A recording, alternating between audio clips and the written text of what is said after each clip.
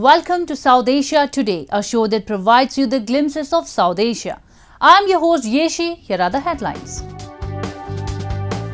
Schools in Nepal reopen as Omicron variant cases decrease. Afghan basketball star finds hope in Spain after Taliban escape. And India's Puducherry hosts 36th edition of Hunar Haat Fair. Let's begin the show. As Omicron infections witness a dip in Nepal, the government has decided to reopen schools, businesses and day-to-day activities. The government is also optimistic about economic recovery in the coming days. However, the same cannot be projected for all sectors as the tourism industry, which has borne the brunt of the pandemic, continues to crave tourists and travelers. Tamil, which would once remain a buzz with foreigners, is all deserted, with no light appearing at the end of the tunnel as of now. Amid a weakening Omicron variant-fueled third wave of COVID-19, the Nepalese government reopened schools after a month of virtual classes. The local district administration last week had permitted educational institutions and businesses such as schools, restaurants and movie theatres to reopen from this week, adhering to health and safety protocol. After a month of virtual teaching, learning practice, students in capital Kathmandu are thrilled after returning to classes. मलाई चाहिँ यहाँ धेरै खुसी लागिरहेछ अनि excitement पनि छ अनि साथीहरुलाई भेट्न पनि मन लागिरहेछ अनि कहिलेकाहीँ त्यो अनलाइन क्लासमा हुँदाखेरि चाहिँ झेउ लागिरा हुन्थ्यो अनि त्यसपछि सर म्यामहरुलाई नि देख्न मिल्थेन अनि त्यसै अहिले चाहिँ फिजिकल क्लास हुँदा चाहिँ सरहरुलाई नि म्यामहरुलाई नि क्वेशनहरु सोध्न नि मिल्छ अनि इजिली पनि पढ्न मिल्छ अनि त्यसपछि खोप पनि लागिसके त्यति डराको नि छैन त्यो भएर अलि खुसी लागिरहेछ अनलाइन क्लास लिँदा. Though the pandemic restrictions have been relaxed, the COVID-19 Health Crisis Management Coordination Center (CCMCC) has made the safety protocol mandatory. It had recommended the Interior Ministry, Education Ministry for the arrangement of regular school classes for students above 12 years and on alternate days for those under 12 years. First to report COVID-19 cases in entire South Asia in early 2020. Nepal till date has reported 974,857 cases with 946,330 recoveries and 11,911 deaths. At last, the schools have been reopened by the authorities, but the gradual declining economy now urgently needs the government's attention. The outbreak of the COVID-19 pandemic has brought uncertainty and spillover impact on almost all the sectors, with the tourism industry appearing to be in shambles. Tamil, a party town situated on the outskirts of capital Kathmandu, has been the favourite of tourists looking to hang back and shop their mountaineering gears before heading to Nepal peaks. A town where packed streets with tourists was a common scene now looks largely deserted. Businessmen are dejected over how things have turned out for them. Covid को ताकातिर हो covid भन्दा अलिकति अगाडि मात्रै हो हामीले राख्न पाएको अब घुम्दै फिर्दै अब यो काममा आइयो तर अब कोभिड को कारणले गर्दाखेरि उही चाहिँ धेरै झेलेर यहाँसम्म त आइपुगे तर चाहिँ अब ठमेलको गतिविधि देख्दाखेरि चाहिँ के गरौँ र कता जाउँ भन्ने कुराको टुङ्गै छैन. अब मलाई मात्रै होइन यो ठमेलको पसल होटल रेस्टुरेन्ट बार इत्यादि चाहिँ यिनीहरुलाई पनि सबैलाई चाहिँ मतलब चाहिँ मार्केट नपरेको मान्छे छैन. As per a survey made by Kathmandu Living Labs in partnership with organizations, about 17% of the tourism enterprises in Nepal have permanently shut down since March 2020. The economy of Nepal is largely dependent on tourism and the foreign currency brought by tourists. Most visitors to the tiny Himalayan nation come to conquer Everest and other related peaks. Cultural tourism of the country has also been piquing tourists' interest. Considering the negative impact of prolonged lockdown measures on the economy, observers say Kathmandu must decide on the best strategy to help the tourism industry return to normal life before it's too late. The animal husbandry sector is flourishing rapidly in India's Jammu and Kashmir, With more farmers practicing it to have higher returns, the industry is opening doors for more advancements and technological developments. Moreover, an initiative called Integrated Sheep Development Scheme is helping farmers and breeders in increasing their profits by way of enhancing the productivity of their cattle. The breeders in Chappar village of Udhampur district are a few among the beneficiaries. Animal husbandry, one of the branches of agriculture, has become a luring business in Jammu and Kashmir because of its profit-generating capacity and low investments. To give it a major boost, the government of Jammu and Kashmir launched Integrated Sheep Development Scheme in 2020 to promote establishment of sheep and goat units in the Union Territory. A budget of about Rs 10 crore was also sanctioned for the scheme. As per the J&K's Sheep Husbandry Department, by the end of March 2022, 921 sheep and goat units will get established under the scheme, providing direct employment to 5,954 people in the territory. The people of Chappar village in Udhampur have already started availing the benefits and are reaping huge profits. जी काम हम का 10 साल पुराना किया था शुरू, और department ने दी थी हमें 10 बकरियाँ, कुछ 10 हमने पहले अपने भी ली थी, और शायद हमें अच्छा फ़ायदा हो रहा है इसमें से भी। अब हमारे पास 60-70 बकरी है और साल का हम 2-2.5 लाख की बेच देते हैं, और डिपार्टमेंट की तरफ से हमें शिल्ले भी मिले हैं बड़े, और कुछ हमने भी रखे हैं, वीडू भी मिले हैं उनमें से ही। हम इस काम से काफ़ी खुश हैं, अच्छा काम है जी। Integrated Sheep Development Scheme is an innovative initiative of the government meant to supplement and complement the existing and the new schemes of the Union Territory as well as the centre that promote animal husbandry.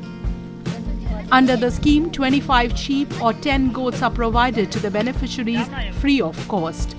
And then from the third year of establishment, the Animal and Sheep Husbandry Department retrieves 5 or 2 female sheep or female goats from each beneficiary for the next 5 years till the livestock is fully retrieved. Similar concept is also followed in Rashtriya Krishi Vikas Yojana, which is an umbrella scheme for ensuring holistic development of agriculture and allied services. In Udhampur's Chappar village, people are procuring sheep and goats under both the schemes that are in line with PM Modi's mission of doubling farmers' income. हमारे इस block में और भी units चल रहे हैं, करीब 8 unit चल रहे हैं हमारे इस ब्लॉक में, जिसमें से 6 ISDS के और 2 RKVY के हैं। जो गवर्नमेंट की स्कीम्स हैं उनसे लोगों को ये फ़ायदा हो रहा है ब्लॉक के, कि अर्लियर ये होता था कि गांव से लोग माइग्रेट करते थे शहरों की तरफ एम्प्लॉयमेंट के लिए। जैसे आपको हमारे ब्रीडर ने भी बताया होगा कि उनके पास इनकम जनरेट हो रही है, तो एक तो माइग्रेशन कम हुई है शहर की तरफ, और लोगों का जो रुझान है लाइफ स्टॉक और कहते हैं कि सेक्टर की तरफ वो बढ़ा है। और ये जो हमारे प्रधानमंत्री मोदी जी का विजन है कि फार्मर की इनकम डबल करनी है, उसमें ये हेल्प कर रहा है, क्योंकि ये ऑगुमेंट करता है उनकी इनकम को, या सप्लीमेंट करता है जो उनकी इनकम को जो वो एग्रीकल्चर से जनरेट करते हैं। उसी तर्ज पे हम इनको टाइम टू टाइम हेल्प देते रहते हैं। हम इनको time to time dosing, deworming करते हैं, डोजिंग करते हैं, डिपिंग करते हैं, टाइम टू टाइम वैक्सीनेशन करते हैं अगेंस्ट वेरियस डिसीजेस। और कोई भी अगर कहते हैं कि इनको प्रॉब्लम आ जाए, कोई डिसीज आउटब्रेक हो जाए, तो उस टाइम हम इनको हेल्प करते हैं ताकि इनका मिनिमम लॉस हो लाइफ स्टॉक का, और मैक्सिमम ये इनकम जनरेट कर सके और फर्दर ये प्रोपोगेट कर सके अपना कहते हैं कि ये business. Even after having an enormous potential and conducive environment for sheep and goat farming, Jammu and Kashmir was facing a significant gap between demand and supply of mutton. But with the introduction of Integrated Sheep Development Scheme, mutton production has incremented by around 12 lakh kgs. Moreover, it has also proved to be a life-changing scheme for breeders, as now they are getting superior quality breeds that produce enough wool and mutton. Now we take a look at some happenings in Asia in a segment called Asia Watch. Singapore will extend quarantine-free travel to Hong Kong, Qatar, Saudi Arabia and the United Arab Emirates this month, its health ministry said, resuming border reopening after a pause due to an outbreak of the coronavirus. The city-state will also restore and increase quotas under its vaccinated travel program, which had been reduced in December to deal with the Omicron variant. Singapore will streamline border measures for all travelers and remove an entry approval requirement for eligible residents who are long-term pass holders, the ministry said, making it easier for expatriates to travel. However, some overseas workers with different permits typically employed in sectors such as construction and manufacturing will still need an entry approval. The country intends to eventually scrap vaccinated travel lanes for visitors from designated countries to allow entry to all vaccinated visitors without quarantine. About 24 countries are in the vaccinated travel lane program, including Australia, India, Malaysia, Britain and the United States. The new lane with Hong Kong is unilateral.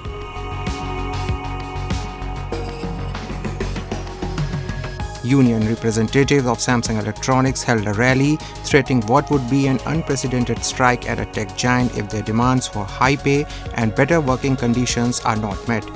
The rally took place near Samsung headquarters in Midtown Seoul after government's arbitration broke down earlier this week. They are calling for wage gaps among employees to be narrowed, more paid leaves and better health benefits. Union officials sought a direct meeting with the top management of the sprawling conglomerate's flagship chipmaker and world's top smartphones manufacturer. The potential impact on the company's operations is not clear as the largest of the four unions, the National Samsung Electronics Union, has roughly 4,500 members, about 4% of the 114,373 employees in the country. Samsung Electronics said in a statement, the company continues to engage in dialogue with the union and is making every sincere effort to come to an agreement. The company founded in 1969 about unionization until the end of 2010.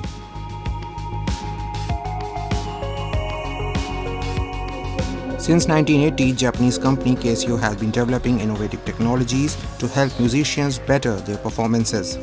Now the Casio Tone CTS-1000B is featuring new vocal synthesis technology that has the ability to bring words to life with the help of 800 stunning tones and other musical tools. こちらのキーボードはいわゆる普通の、シンセサイザーキーボードとは違って、歌います。でその歌うというのがとてもユニークで、日本では、ボーカロイドというそういう、コンピューターを使って、人工的に人が歌っていない歌声を作るというのはもうポピュラーであるんですけれども、これは英語も日本語も、どっちも歌うことができます。でその歌詞もスマートフォンやタブレットからその歌詞を送って自分の好きなように、こいつを、歌わせることができるので、僕はキーボードというよりかは新しい楽器かなというような感じがします。Phrase mode plays the complete lyrical based on your desired timing as you hold down the key. By using legato playing, you can change the notes as the phrase plays. このキーボードは、電子キーボードとしてカシオトーンのブランドの中で、一番高いハイグレードなものとして開発されています。でこれまではですね、キーボードっていうのはピアノの音はもちろん、あとギターや管楽器弦楽器のようなたくさんの音を使って一人でワンマン演奏できるというのが基本的なコンセプトの商品だったんですけども、これまで音質は日進月歩で良くなってきてはいるんですけども、最後まで出せない音があったんですね。でそれは何かっていうと人間の声だったんです。ボーカルっていうものがキーボードで再現できないのはやっぱり残念だなというのをずっと考えておりましてね。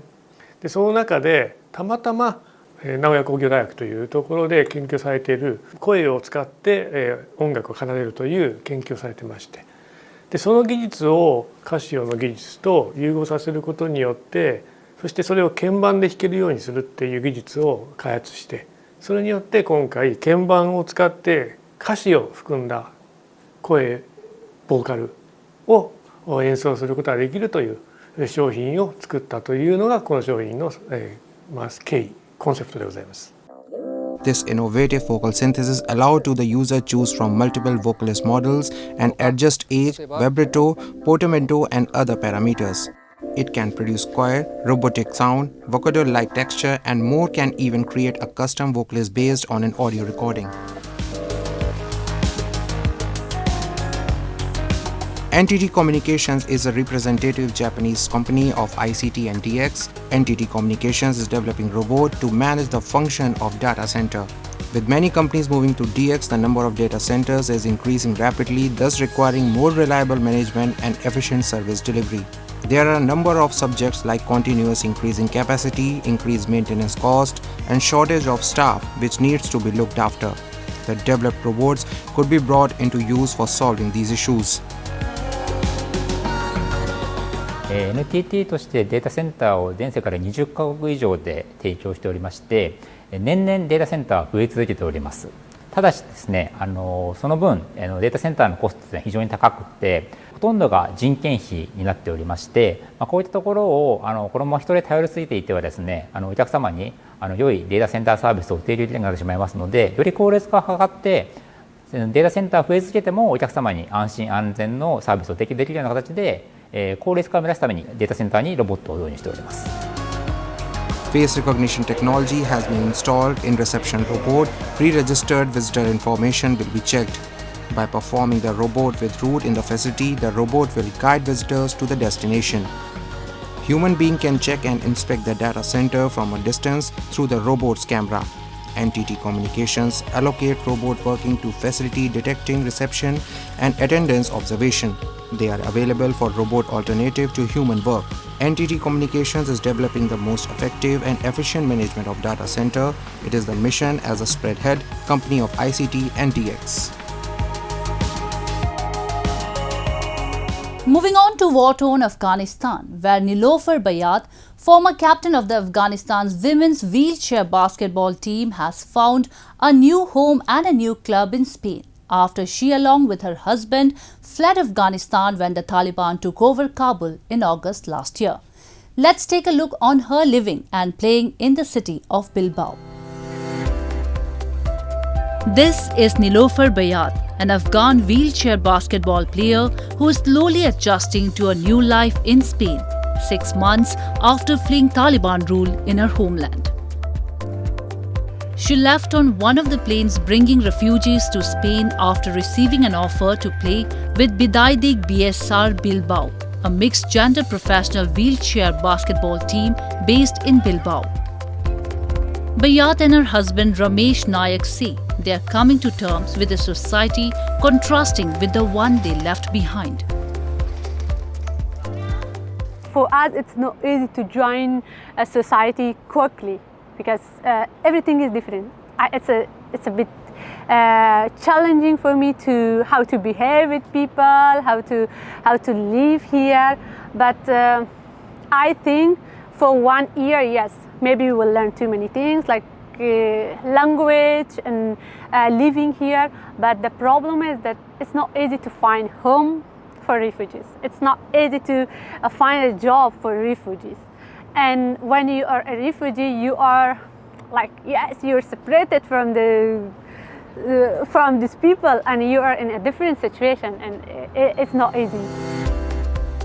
The couple arrived in Madrid from Kabul on August 20 on a flight with 100 other refugees thanks to efforts by the Spanish government and the Spanish Basketball Federation. Apart from her basketball career, Bayat, who trained as a lawyer in her native country, hopes to work with fellow Afghan women both in Spain and Afghanistan. For the future, still, I'm working on the Association of Afghan Women that I want to make that. And I want to stay here and work for them, for those women that they are here in Spain. And I know how they start their life from zero like me and how the challenges they face here. And if I can do something inside Afghanistan, I'm trying to do something for them. Bayat was a toddler when her family home in Kabul was hit by a rocket during the Taliban regime. Her brother was killed and Bayat spent a year in the hospital after pieces of shrapnel injured her spinal cord and burnt her back. Years later, she played her first game of wheelchair basketball and was swiftly hooked. The president of her team, Chema Alonso, hopes that aside from daily training, Nilofer and Ramesh will soon be able to participate in the team's matches, as they have been granted political refugee status, which according to the Spanish law, opens up the possibility of finding work, obtaining social benefits, and gets a sports license that will eventually allow them to play. Spectacular fairs and festivals provide a additional component to the civilizational heritage of India. And one festival tries to encapsulate all cultures around the country is the Vibrant India's Hunar Haat. This was recently organized in Puducherry. Every corner of the country is endowed with various kinds of indigenous artifacts made of wood and other materials. Have a look. Hunar Haat is a celebration of the beautiful craftsmanship of India, the diverse art forms in the country and skilled artisans. First launched in 2016, the Haat has been conceptualized to protect and promote the country's ancestral legacy of arts and crafts in the current global competition and to support the traditional artisans and craftsmen. This year, 36th Hunar Haat has been organized at Old Port Crown, Puducherry from February 11 to 22 with Prime Minister Narendra Modi's directions to the Ministries of Work for Atmanirbhar Bharat and Vocal for Local. यहाँ पे सभी हस्तकारीगर आपको पूरे भारत में से मिलेंगे और different type के क्राफ्ट्स हैं, जैसे एम्ब्रॉयडरी है, मेरा है, ब्लॉक प्रिंटिंग है, फिर कारपेट है, वीविंग है, सब तरीके का वुडन क्राफ्ट है, मास्टर सब क्राफ्ट कारीगर आए हुए हैं, तो आप ज़रूर यहाँ पे आइए सब लोग. The artisans participating in the Hunar Haat exhibitions are those whose forefathers were involved in such traditional handmade work and are still continuing their profession. This year, more than 600 artisans and craftsmen from more than 30 states and UTs are participating in the Hunar Haat, and a total of 300 stalls are set up in the event. Every corner of the country is endowed with various kinds of indigenous articrafts made with wood, glass, bamboo, cloth, paper and different other materials. A simple walk in the Hunar Haat can take visitors through a myriad of artistic specimens across clothes, handicrafts, accessories and traditional food. Beautiful crafts made of various types of wood arts by the artisans are being liked by all people as their fine carving are making them more attractive and elegant. The visitors are also encouraging the artisans and craftsmen by making large-scale purchases of indigenous products.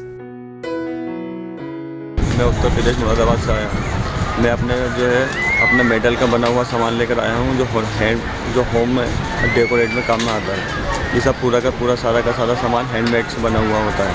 यहाँ पे हुनर हाट में हमारे ये अलग अलग कारीगर आए हुए हैं. ये 300 यहाँ पे 300 स्टॉल हैं. 11 फरवरी से लेकर 22 फरवरी तक है. During the last 7 years, lakhs of artisans and craftsmen have been provided employment opportunities through the event. Apart from making a market to indigenous product, Hunar Haat exhibitions also showcase various cultural and musical programs by renowned artists. This year, the event is subject to strict compliance of COVID rules, and the organizers have made adequate arrangements keeping in mind the pandemic situation. It's time for me to wrap up today's episode. We will be back next week at the same time. This is Yeshi signing off on behalf of the entire production team of South Asia Today. Goodbye and take care.